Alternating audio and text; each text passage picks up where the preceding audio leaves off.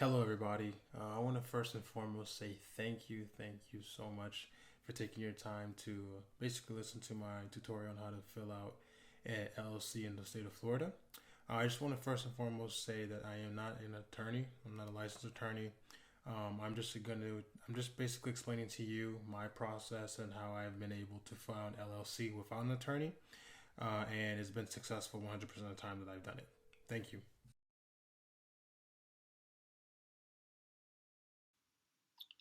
Okay, hello everybody. So to begin the filing information, you basically want to put the date that you actually are filling out this application.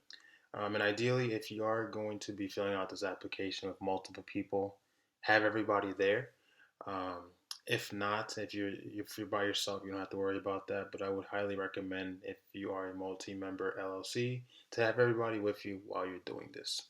So the effective date is the date that you want to fill this out, which is why I have the 6th. Today's the 6th of January 2020. Happy New Year's, by the way, once again. And the filing fee is $125.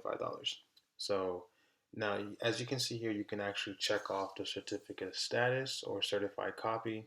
Essentially, the certificate of status lets you know or lets other people know if your LLC is in good standing, which means have they paid their annual fees by the end of the year or beginning of the year, I should say.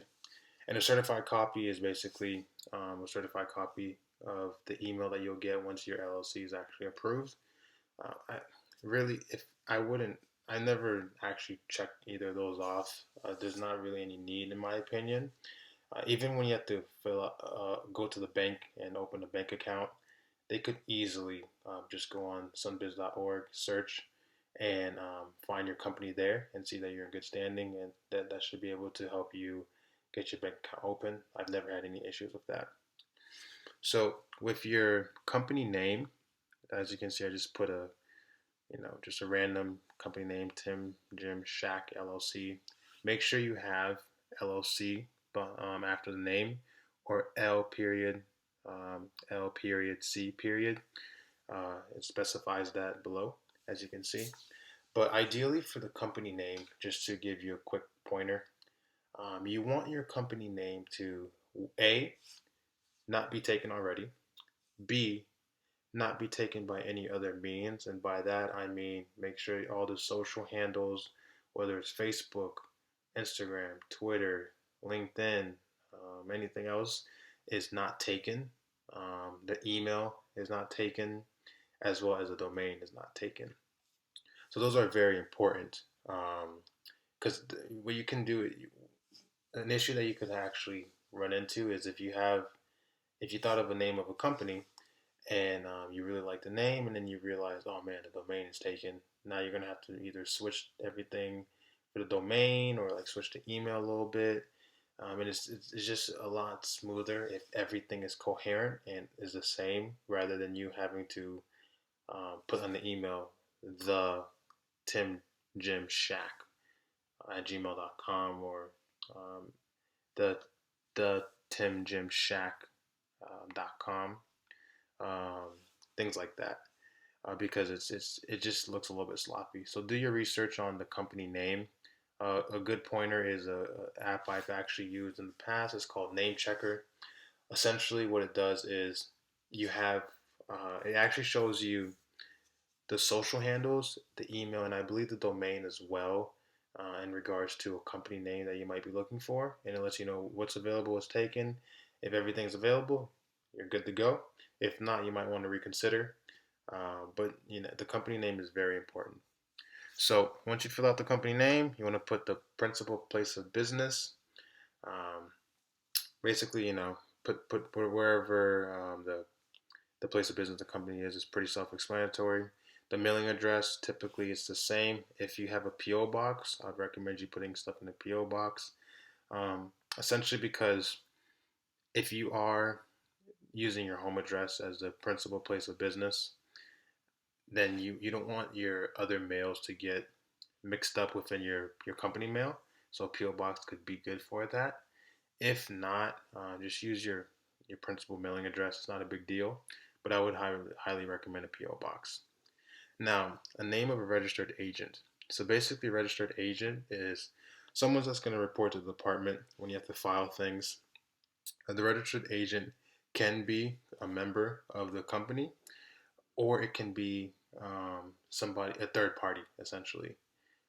But the address cannot be the a PO box, as I mentioned before. So essentially, after that, you have to put the signature of the registered agent that you decide. Now, any provisions, any other provisions, actually never filled this out. Um, I've never had to, and I never had any issues with it. So this is now going to talk about the notice of annual reporting. Like I mentioned earlier, by the end of the year and starting of every new year, you're going to have until January 1st to May 1st of every year to basically pay your dues, which is a little bit under $140, to remain active in the Department of Florida's eyes. If not, you either suffer a hefty late fee of about $400, or you just will remain inactive. So just keep up to date with that. If I were you, I'd put a reminder on your phone, just like, hey, I gotta pay the annual fee to basically avoid any confusion or any problems in the future. So correspondence, name, and email. Essentially, this is going to be where everything's going to be emailed to you. It can be the owner. It could be the owner. It could be the company's email. It could be just a side email just for business documents from the government. Whatever you want to do. I just put uh, an email for this sake. Like you mentioned before, you want to do electronic signature. Do that.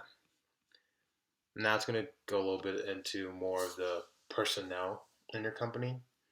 So this part is actually very important. Now, in terms of LLC, you can either be a member LLC, member-based LLC, or a manager-based LLC. So basically, the difference is a manager can be a member, and members are typically the owners of the LLC. But a manager can also be a third-party entity that kind of makes the decisions of the companies for you. Now, the difference between that and a member-based LLC is the members, aka the owners, actually make all decisions for the company. They don't have a third party to do that. And lastly, you can also have a authorized representative or authorized person, authorized by either the members or the managers to make the decision to sign off documents for you for the articles of Florida to get things done for you. But ideally, if you are just a couple people, you might as well just put members because you are the owners. If you actually have a large group of individuals that are going to be a part of this LLC, then that's probably the time I might want to consider, consulting with an attorney just for asset protection purposes, because there's going to be a lot of you. And if you are actually a large group and you want to kind of third party this operation a to a different entity, you can do that as well. But essentially, let's say you're 2 or 3 people, you would want to put AMBR. That means the member. MGR means the manager, which could be a member or a third party.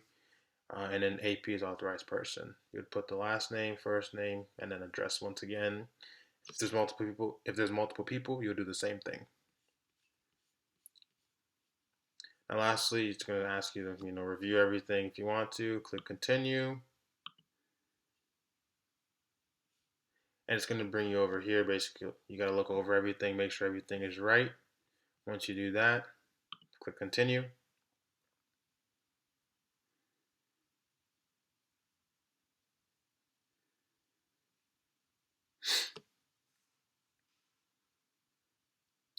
And then let's wait for it to load a little bit.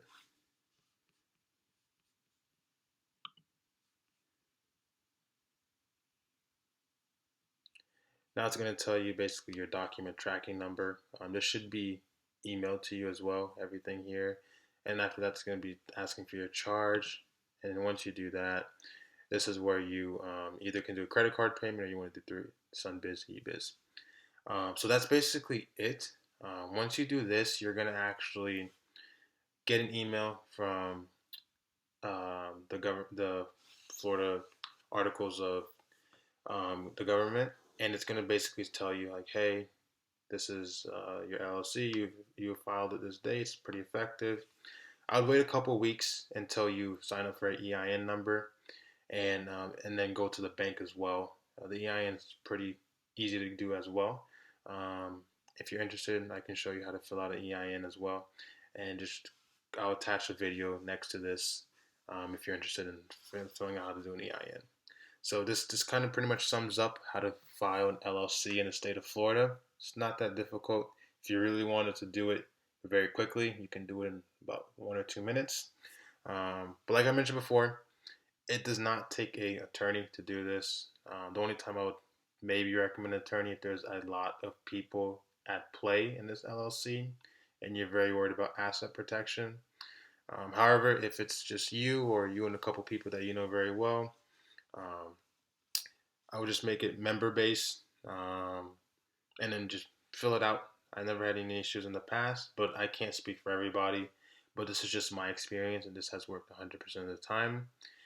And what you want to do though, once you complete this and have everything, you do want to make, you do actually want to book a meeting with an attorney to create an operating agreement. Essentially, the operating agreement is going to actually detail, hey, if there's multiple people in this LLC, this is what I'm going to be responsible for. This is what you're going to be responsible for. So there's no confusion. And it's going to detail like what people are supposed to do. If there's any conflict, how to handle it. If there's a majority rule on type things, and it goes very in depth. But that's very important if you are a multi-member LLC. Communication is key in this.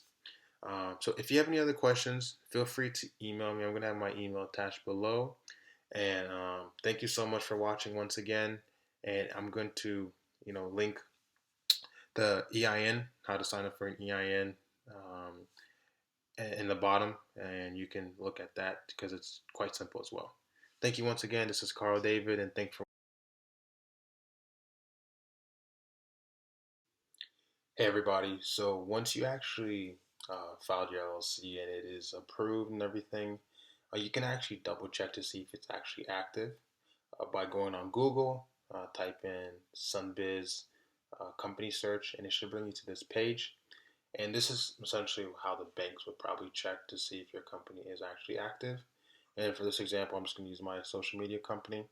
And I'm going to have a course about how to do a social media marketing company, social media marketing agency, excuse me. I think it's one of the best startups you can actually do. And I've done wonders with it, and I highly recommend if you're starting off with not a lot of cash. It's a great company. It's a great industry to get into. But type in the name of the company. I'm just going to use Fall Spike because that's the name of our company.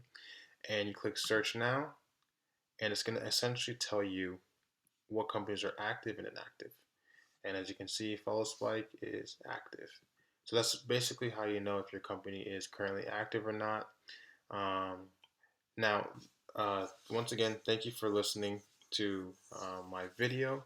And if you are interested in learning how to do an EIN, feel free to watch my other videos, and as well as a trademark. I highly recommend once you actually start making sales to actually trademark your either your company name, your slogan, whatever is best for you. Trademark is very key in protection. It's definitely a lot more difficult to do than filing an LLC, but it's actually doable. Trademark definitely, if you're very worried, that's definitely more an attorney route if you need to, but it is going to cost you a couple thousand from what I understand. But I have done it myself, and it's been successful 100% of the time as well. And if you're very interested in how to trademark without an attorney, I am not an attorney, by the way, but I'm just going to, once again, kind of like this video, I will show you how I did it and it worked. And feel free to look at that video. It's going to be extremely valuable for your company and one of the most important things you can do to protect your company, to protect what you do, and to avoid illegal courses. There are people that do try to leech off of aspiring companies that are doing well, that just haven't had time to trademark it yet.